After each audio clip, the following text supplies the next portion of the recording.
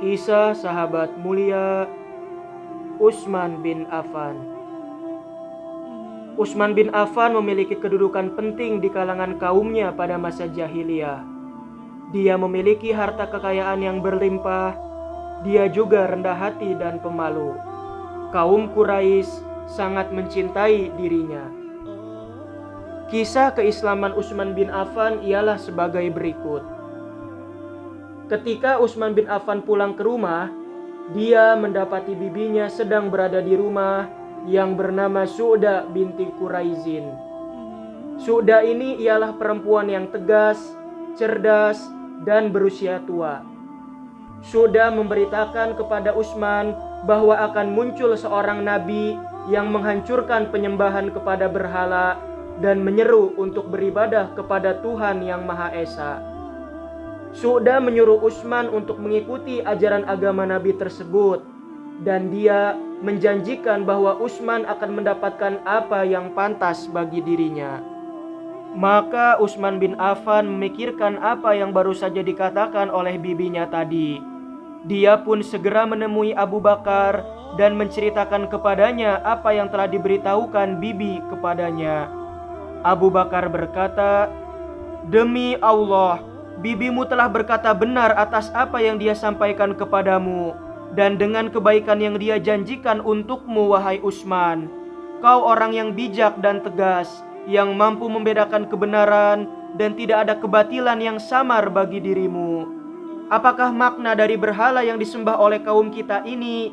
Bukankah berhala ini terbuat dari batu yang tuli, tidak bisa mendengar dan melihat?" Benar. Apa yang dikatakan bibimu sudah terbukti, wahai Utsman. Allah sudah mengirimkan Rasulnya yang ditunggu-tunggu. Dia mengutusnya untuk semua orang dengan membawa agama petunjuk dan kebenaran. Siapakah dia? Dialah Muhammad bin Abdullah bin Abdul Muthalib. Muhammad As-Shadiq Al-Amin, orang yang terkenal jujur dan terpercaya itu. Benar, dialah orangnya. Apa kau mau mengantarku untuk menemuinya? Ya, tentu saja aku mau mengantarmu.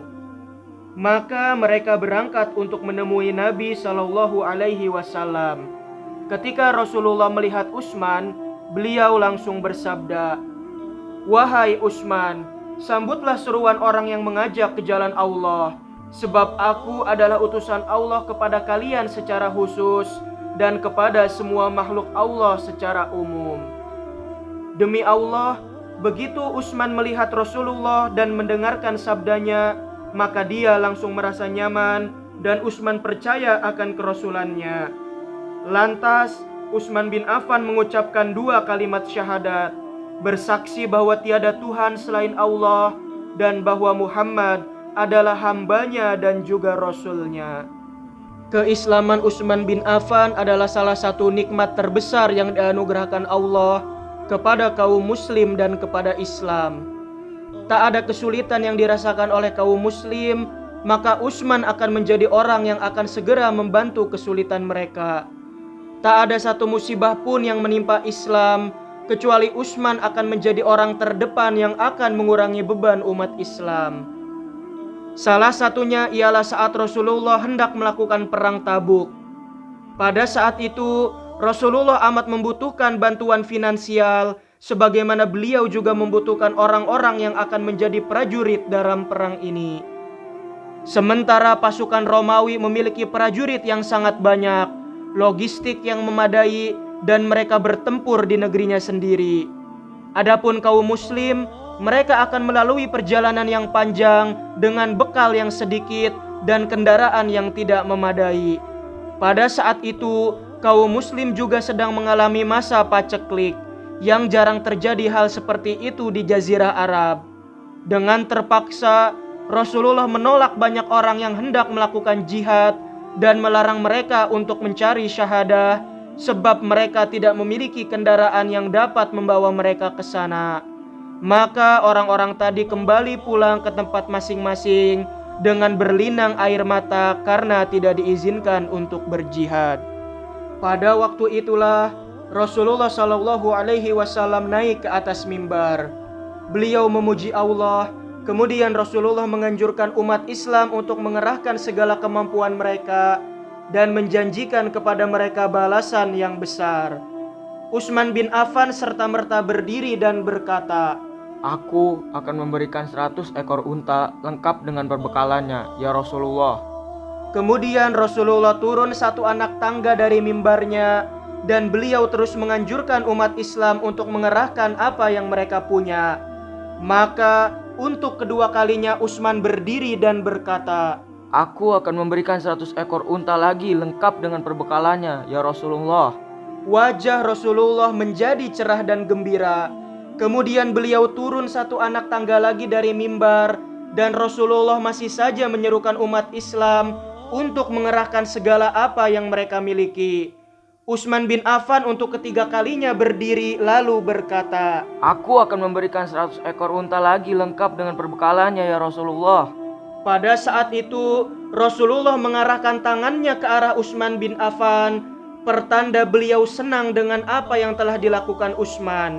Beliau pun bersabda, Utsman sesudah hari ini tidak akan pernah kesulitan. Utsman bin Affan sesudah hari ini tidak akan pernah kesulitan. Belum lagi Rasulullah turun dari mimbar, Utsman sudah berlari pulang ke rumah. Dia segera mengirimkan semua unta yang dia janjikan dan menambahinya dengan uang sebanyak 1000 dinar emas. Begitu uang-uang dinar tadi diserahkan kepada Rasulullah, beliau lalu membolak-balikan uang dinar tersebut seraya bersabda, Semoga Allah akan mengampunimu wahai Utsman bin Affan atas sedekah yang kau berikan secara terang-terangan maupun sembunyi-sembunyi.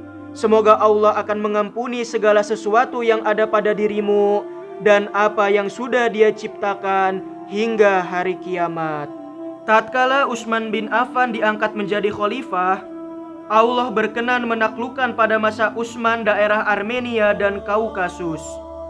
Allah juga memenangkan kaum muslim untuk menaklukkan daerah Khurasan, Karman, Sigistan, Siprus, dan beberapa daerah kecil di benua Afrika. Kaum muslim pada masa Utsman bin Affan mendapatkan kesejahteraan yang belum pernah dirasakan oleh bangsa lain di muka bumi ini.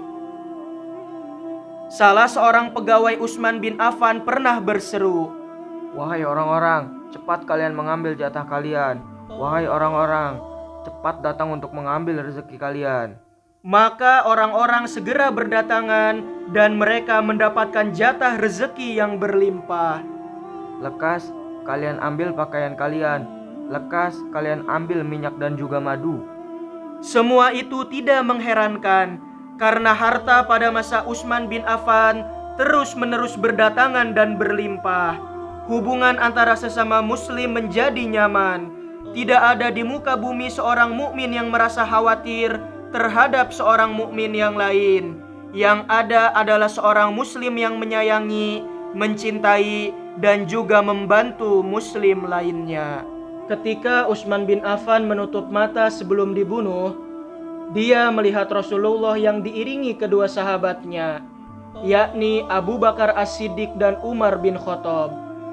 Utsman mendengar Rasulullah bersabda kepada dirinya, Segeralah menyusul kami wahai Utsman. Maka Utsman merasa yakin bahwa dia akan segera berjumpa dengan Allah dan Rasulullah. Pagi hari itu Utsman bin Affan berpuasa. Dia meminta untuk dibawakan celana panjang dan kemudian dia mengenakannya karena dia khawatir bahwa auratnya bisa terlihat ketika dia dibunuh. Pada hari Jumat tanggal 18 Zulhijjah, seorang hamba yang rajin beribadah dan zuhud telah terbunuh. Orang yang gemar berpuasa dan melaksanakan qiyamul lail. Seseorang yang berhasil menyatukan mushaf Al-Quran, sang menantu Rasulullah SAW yang mendapatkan gelar Zunnur Ain yang memiliki 2 cahaya. Dialah Utsman bin Affan. Dia telah berpulang ke hadirat Allah saat ia sedang kehausan karena berpuasa, sedangkan Al-Quranul Karim terbentang di antara kedua tangannya. Wallahu a'lamu bishawab.